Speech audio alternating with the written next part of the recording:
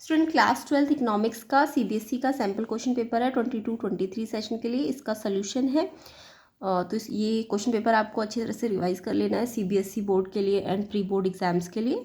ठीक है, अच्छी तरह से रिवाइज करना है। इसका डिटेल्ड एक्सप्लेनेशन आपको नेक्स्ट वीडियो में मिल जाएगा। अभी फिलहाल इसका सोल्यूशन है जस्ट। तो सेक्शन ए देखेंगे, इसमें मैक्रो इकोनॉमिक्स में से एमसीक्यूज़ है। तो इसमें स्टेटमेंट 1 गिवन है एंड स्टेटमेंट 2 गिवन है। आपको पूछा है कौन सी स्टेटमेंट ट्रू एंड फॉल्स है, तो दोनों ही स्टेटमेंट क्वेश्चन में ठीक है। तो इसका सी ऑप्शन आपका करेक्ट होगा, both statement are true. Second question देखेंगे।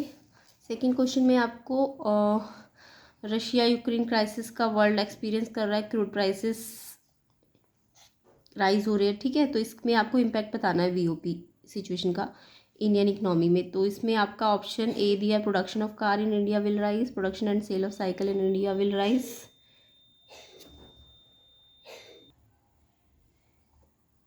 या फिर inflow of US dollar in India will rise, outflow of US dollar from India will rise. तो इसका इम्पैक्ट पड़ेगा outflow of US dollar India का बढ़ जाएगा। ठीक है, फ्रॉम इंडिया से। नेक्स्ट क्वेश्चन है, इंस्टीट्यूशन बताने डिपॉजिट एक्सेप्ट करती है, तो ये तो पता ही होगा, commercial bank, A option. Statement 1 आपको बोला है कि जो एक्सपोर्ट है फाइनेंशियल सर्विसेज बाय इंडिया वो credit side of current account होता है एंड एफडीआई जो है वो credit side of capital account होता है। तो दोनों ही स्टेटमेंट ट्रू है, तो सी ऑप्शन इसका करेक्ट होगा। नेक्स्ट क्वेश्चन देखेंगे। स्टेटमेंट 1 है, net investment is a stock concept and capital is a flow concept. देखिए, स्टॉक नहीं होता नेट इन्वेस्टमेंट, ठीक है, तो ये फॉल्स है। कैपिटल भी फ्लो नहीं है, वो तो स्टॉक होता है ना। तो यानी कि इसमें दोनों ही स्टेटमेंट इनकरेक्ट यानी फॉल्स है, तो डी ऑप्शन इसका करेक्ट होगा। नेक्स्ट क्वेश्चन में आपको फ्लो चार्ट दिया है, चॉइस का क्वेश्चन है ये। तो आपको जनरेशन फेज बताना, तो जनरेशन फेज में नेशनल आउटपुट होता है, ठीक है, एंड नेशनल एक्सपेंडिचर में कौन सा फेस होगा, डिस्पोजिशन फेस होगा। ठीक है, तो इसका आंसर होगा आउटपुट और डिस्पोजिशन, सी ऑप्शन करेक्ट होगा। नेक्स्ट क्वेश्चन आपको बोला है वैल्यू ऑफ इन्वेस्टमेंट मल्टीप्लायर, के की वैल्यू दी हुई है 4 एंड ऑटोनॉमस कंजप्शन यानी सी बार दिया हुआ है आपको 30। आपको कंजप्शन फंक्शन बनाना है, तो कंजप्शन फंक्शन आपको पता होगा C bar plus M P C Y होता है। ठीक है, तो यहाँ पे सी बार आपको दिया हुआ है 30, ये तो ठीक है, बट मल्टीप्लायर की हेल्प से आपको एम पी सी फाइंड करना है। तो मल्टीप्लायर होता है के equal to 1/1 minus M P C. तो यहाँ से आप जब एम पी सी निकालेंगे तो 0.75 आए बाय 0.75 आएगा। तो ये कंजप्शन फंक्शन आपको याद रखना है, C bar plus M P C Y, और मल्टीप्लायर का फॉर्मूला भी याद रखना है, के equal to 1/1 minus M P C. तो इसका डिटेल सोल्यूशन आप नेक्स्ट पार्ट में देख लेना। तो इसका ए ऑप्शन करेक्ट होगा। Next question, increase in national income increase in consumption के इक्वल है। तो delta Y equal to delta C दिया हुआ है आपको, और आपको पता है डेल्टा सी और डेल्टा वाई का रेशियो होता है एम पी सी। तो एम पी सी आपका 1 आ जाएगा इसमें। तो एम पी एस जो होगा, अगर एम पी सी 1 होता है तो एम पी एस 0 होता है। तो इसका डी ऑप्शन करेक्ट है। मनी सप्लाई इन इंडिया में इंक्रीज, तो आपको करेक्ट चूज़ करना है। तो इसमें ए ऑप्शन ठीक है, जिसमें फर्स्ट इक्वेशन भी ट्रू है, सेकंड भी स्टेटमेंट एंड थर्ड भी। ठीक है, तो इंक्रीज़ कब कब होगा मनी सप्लाई, जब रिजर्व बैंक इंजेक्ट करेगा मोर मनी सर्कुलेशन में, कमर्शियल बैंक एक्सपेंड करेगा क्रेडिट ऑपरेशन को, एंड टैक्स रेट रिड्यूस करेंगे सेंट्रल गवर्नमेंट। तो इन तीनों तरीके से मनी सप्लाई बढ़ सकती है। ठीक है, तो इसमें फर्स्ट सेकंड थर्ड तो करेक्ट है, बट ये इनकरेक्ट है, तो इसलिए ऑप्शन नंबर ए करेक्ट होगा। नेक्स्ट क्वेश्चन आपको क्वेश्चन नंबर 8 में ये डाटा गिवन है 2010 का, विजिबल एक्सपोर्ट इतना है और इंपोर्ट इतना है, 2020 का इतना है। तो आपको पूछा है कि बताओ बैलेंस ऑफ ट्रेड इम्प्रूव हुआ है कि ट्रेड डेफिसिट बढ़ा है, कि बैलेंस इनविजिबल आइटम्स का इम्प्रूव हुआ है, कि बैलेंस ऑफ ट्रेड कम हुआ है। तो आपको दिख ही रहा है विजिबल है, तो यानी बैलेंस ऑफ ट्रेड की बात हो रही है। जब भी विजिबल होता है तो बैलेंस ऑफ ट्रेड। अब आपको दिख रहा है ये 2010 में एक्सपोर्ट इतने से इतना हुआ और इम्पोर्ट इतने से इतना हुआ, ये माइनस करके आप निकालेंगे तो ये जो एक्सपोर्ट की वैल्यू है ये ज़्यादा आएगी इम्पोर्ट से। नेट एक्सपोर्ट कैसे, इसमें कितना इंक्रीज़ हुआ, इसमें कितना इंक्रीज़ हुआ, तो इसमें ज़्यादा इंक्रीज़ हुआ है इसके कंपैरिजन में, तो इम्प्रूवमेंट हुई है बैलेंस ऑफ ट्रेड में। ठीक है, तो ए ऑप्शन इसका करेक्ट होगा। नेक्स्ट इसका चॉइस वाला क्वेश्चन है, फॉलोइंग इन्फॉर्मेशन गिवन है, विजिबल एक्सपोर्ट गिवन है, इम्पोर्ट गिवन है,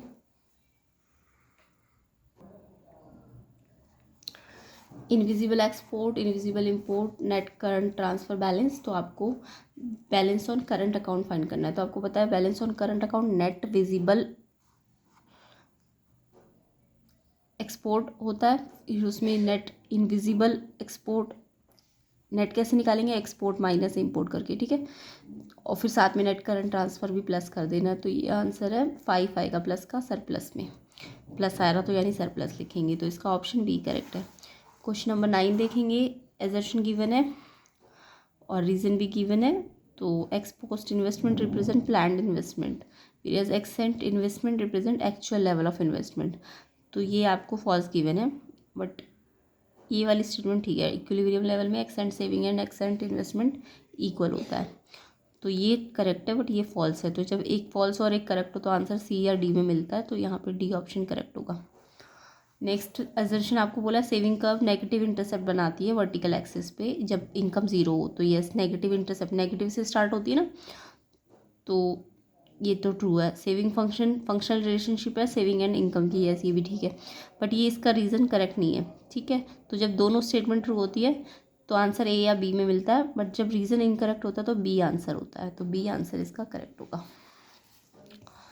नेक्स्ट क्वेश्चन देखेंगे।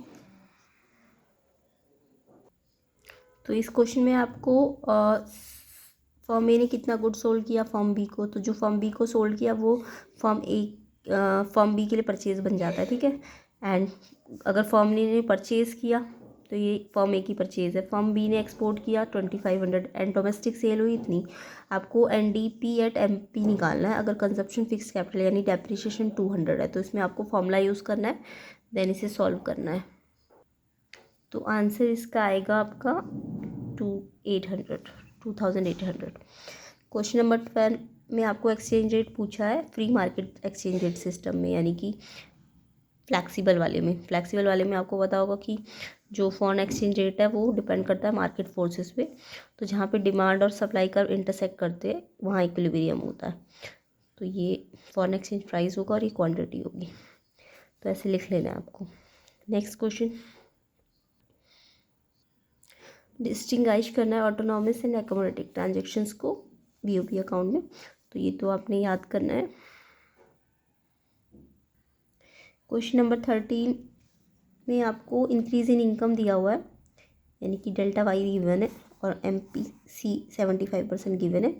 आपको डेल्टा आई निकालना है। तो डेल्टा वाई और डेल्टा आई का एक फॉर्मूला होता है K multiplier equal to delta Y by delta I. तो मल्टीप्लायर भी गिवन है, डेल्टा वाई भी गिवन है, डेल्टा आई निकल जाएगा, ठीक है, 500 करोड़। नेक्स्ट क्वेश्चन नंबर 14 में आपको आइडेंटिफाई करना है कॉज एंड कॉन्सिक्वेंसेस जो भी रिजर्व बैंक ने ये प्लान किया है। इसे अभी आप फिलहाल कर लीजिए, इसको एक्सप्लेनेशन आपको नेक्स्ट वीडियो में मिलेगा। नेक्स्ट क्वेश्चन नंबर 15 आपको पूछा है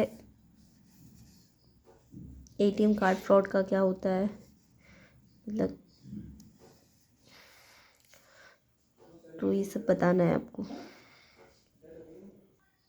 तो आपको पता है सेंट्रल बैंक रेगुलेट करता है, कंट्रोल करता है कमर्शियल बैंक को, ठीक है। तो ये सब आपको लिख लेना है। नेक्स्ट क्वेश्चन है reserve ratio and credit creation inverse से रिलेटेड है। Yes, money multiplier equal to 1/CRR होता है। तो क्रेडिट क्रिएशन आता है initial deposit into money multiplier. ये टेबल आपको बना के दिखाना है, इंपॉर्टेंट होता है ये क्वेश्चन। उसके बाद नेक्स्ट है define gross domestic product deflator and इसकी इंपॉर्टेंस बतानी है। तो डिफ्लेटर एक्चुअल में average level of prices of goods and services को मेज़र करता है ताकि GDP फाइंड हो। तो ये सब आपको ध्यान से लिखना है और रिवाइज करना है। उसके बाद इसका सेकंड पार्ट भी है, 2 प्रिकॉशंस बतानी है इनकम बाय नेशनल इनकम निकालते वक्त एक्सपेंडिचर मेथड से।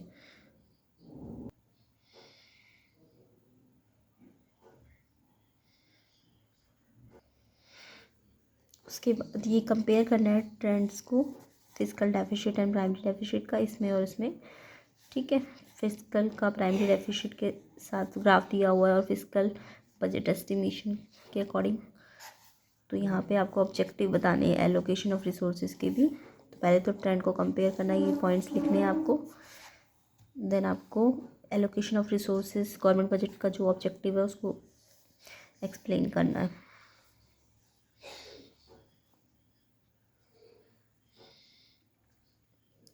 नेक्स्ट क्वेश्चन है डिस्टिंगाइज करना है रेवेन्यू रिसिप्ट कैपिटल रिसिप्ट में, और उसके डायरेक्ट एंड इनडायरेक्ट टैक्सेस को भी डिस्टिंगाइज करना है। तो ऐसे करके आपको इसके पहले बेसिस बताने हैं एंड देन इसको डिस्टिंग्विश करना है।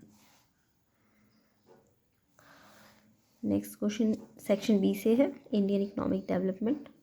तो यहाँ से आप क्वेश्चंस को लर्न कर लीजिए एंड रिवाइज कर लेना आंसर्स।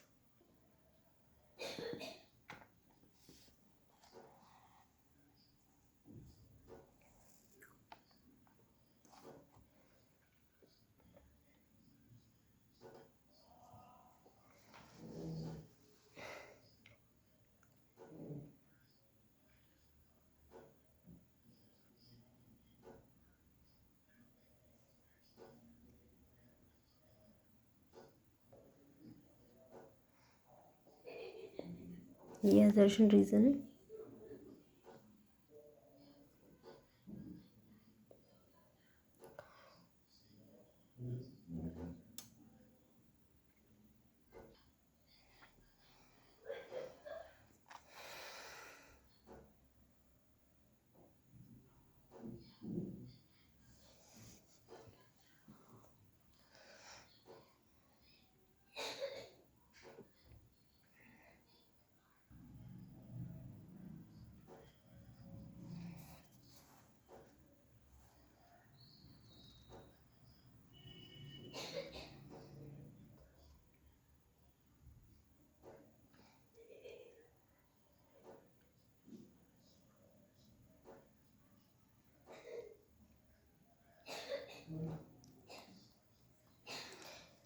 एग्रीकल्चर मार्केटिंग, उसकी इम्पोर्टेंस, माइक्रो क्रेडिट प्रोग्राम्स के रूरल डेवलपमेंट के लिए, 2 problem face by farmers in the initial year of organic farming. तो ये इनके आंसर्स हैं।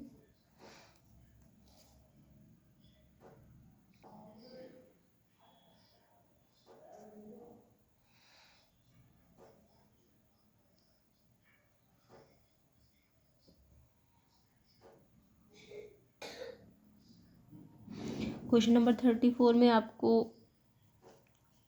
स्टेंजा गिवन है, देन इससे रिलेटेड क्वेश्चंस के आंसर देने हैं, आपको ये ध्यान से पढ़ना है।